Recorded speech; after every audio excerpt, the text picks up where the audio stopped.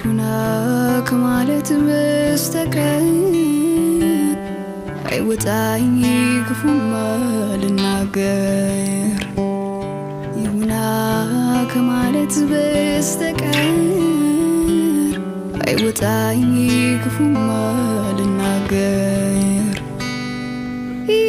የህይወትን ጠመዝማዛ ጉዞ ለመወጣት ልቤም ተስፋን ይዞ እስኪ ቀናኝ ሁሌም አነባለሁ ካልሞላ መቼ አርፋለሁ አቃተኝ ደከመኝ መች ብዬ